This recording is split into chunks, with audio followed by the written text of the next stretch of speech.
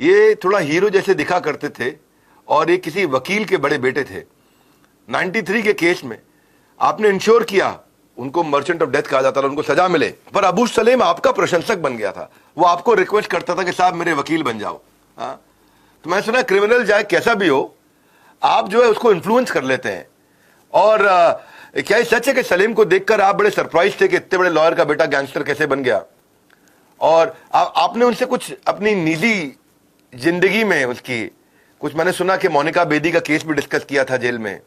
तो मैं थोड़ा अबू सलेम की ये कहानी जानना चाहता हूं। मोनिका बेदी बिग बॉस की कुछ कहानी थी। विवेक जी, जैसे मैंने अबू सालेम को देखा कोर्ट में तब बड़ा मैं ताज्जुब हो गया था। ताज्जुब इसलिए हुआ था कि अबू सालेम का पिक्चर जो न्यूज़पेपर में आता था, एक बड़ी लंबी दाढ़ी थी और एक सिर पे एक उसकी टोपी थी। लेकिन जैसे मैंने कोर्ट में उसको देखा, जब उसको पुर्तगाल से डिपोर्ट किया था, तब एक बड़ा स्मार्ट लड़का, एक गोरापान लड़का कोर्ट में बैठा हुआ है और बड़ी घुर्रे करके देख रहा है कि कोर्ट में क्या चल रहा है। जैसे मैंने उससे बातचीत की तब मैंने पूछा, क्यों अभय, क्यों देख रहा है, क्या बात लग रही है आपको? तो बोला, साहब क्यों पूछ रहे मुझे? मतलब यार, मुझे एक बात की बड़ा ताज्जुब है कि मोनिका ने तुझसे शादी कैसे की? तो उसने कहा कि क्या मैं आपको निकारामा दिखा दूं? मतलब निकारामा की बात नहीं है, तू एक सड़ाफटी गैंगस्टर और एक लड़की, एक बॉलीवुड की एक्ट्रेस, तुझसे कैसे शादी कर सकती है? लेकिन फिर अबू सालेम ने फिर मुस्कुरा के मुझे बताया कि साहब आप मेरे बारे में क्या जानते हो? मैं बेटा, मैं तेरे बारे में सब हिस्ट्री पढ़ चुका हूं।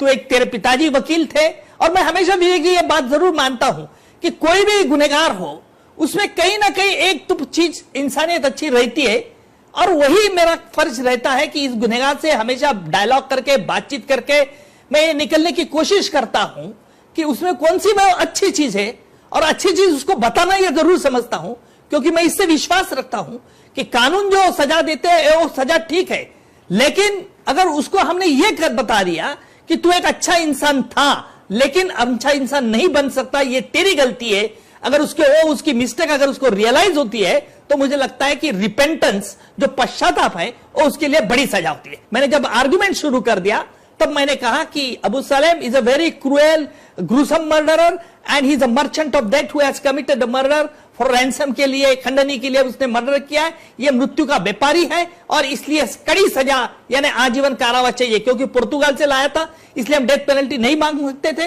लेकिन आजीवन कारावास सजा दी। तब मैंने उसको देखा कि बहुत आग बबूला हुआ। लेकिन आपको विवेक जी ताज्जुब होगा कि कुछ दिनों के बाद जेल में से उसने मुझे एक चिट्ठी लिखी और मेरी बड़ी प्रशंसा की।